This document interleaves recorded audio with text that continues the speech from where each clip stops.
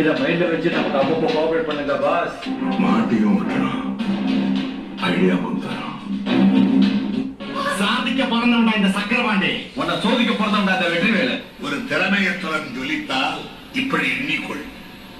அதாவது திறமையற்றவனுக்கு பேரும் புகழ் வரும்போது நமது நீ வந்து வருத்தப்படாம இப்படி எண்ணிக்கொள். எப்படியா? அடிக்கிற காற்றில் பறவையும் பறக்கும், பேப்பரும் பறக்கும்.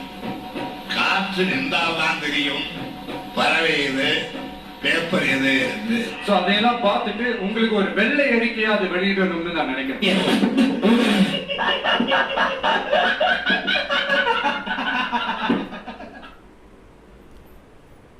நல்லா மாட்டிட்டீங்க. எவ்வளோ சொல்லும், எவ்வளோ கெஞ்சணும். ஒரு ஊனமுற்ற பெண்ணு ஒரு அலைய விடுறீங்களே பண்ணுறீங்களேன்னு. ஆனால் அரசாங்கம் கொடுக்குற எல்லா இதுவும் இப்பவும் வருது. அவரை வர வச்சு பாருங்கள். அவரோட முகம் முகம் முகம் முகம் நீங்கள் அவரோட முகம் இன்னைக்கு பதவியேற்பு விழாலே தெரிஞ்சு போச்சு.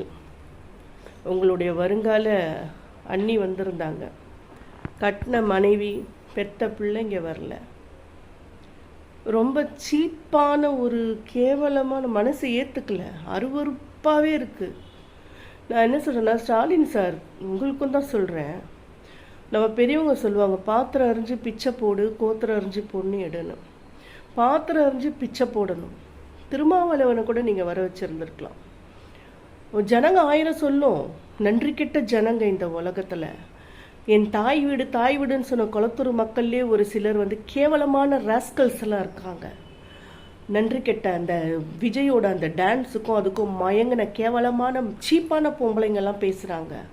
அதெல்லாம் தூக்கி விசிறடிச்சிட்டு நம்ம நாட்டை காப்பாற்றுறதுல தான் நம்ம குறிக்கோள் இருக்கணுன்றதுக்காக நீங்கள் அவரை வரைச்சிருக்கலாம். இப்போ இன்னைக்கு இந்த நடிகைங்கிட்ட மாட்டி விட்டீங்க. கண்டிப்பாக பாருங்கள், அந்த இதுவுலேயே வந்து ராகுல் காந்தி அந்த ராகுல் காந்தி வந்து நின்றுட்டுருக்கான். என்ன ஆக போதோ தெரியல. இவங்கெல்லாம் ரகசியமாக தப்பு பண்ணுறாங்க. தெரிஞ்சுதான் நீங்கள் நல்லது செய்யலாம்னு நினச்சிங்க. மக்கள் ஏற்றுக்கல, விடுங்க. பண்ணவங்களுக்கு தானே அந்த இது. ஆனால் சொல்கிறேன், காரி துப்புனா கூட இந்த மக்களுக்கு புத்தி வராது. ஒரு நடிகன் அவன் மேலே மோகம், கேவலமான எண்ணம். நீங்களாம் ஜனங்களா? நீங்கள் நன்றி கெட்ட நாய்களா? அடிமட்டத்தில் இருக்கிற ஏழைகளோட மனசும் வேதனையும் பாவத்தையும் கொட்டிக்கிட்டீங்களே. அவங்களுக்கு வர அந்த 1000 ரூபாய் கூட என்ன பிரச்சனை ஆக போதோ தெரியல. உங்களெல்லாம் கடவுள் மன்னிக்கவே மாட்டான், மன்னிக்க கூடாது. நாசமாக போயிடுவீங்க.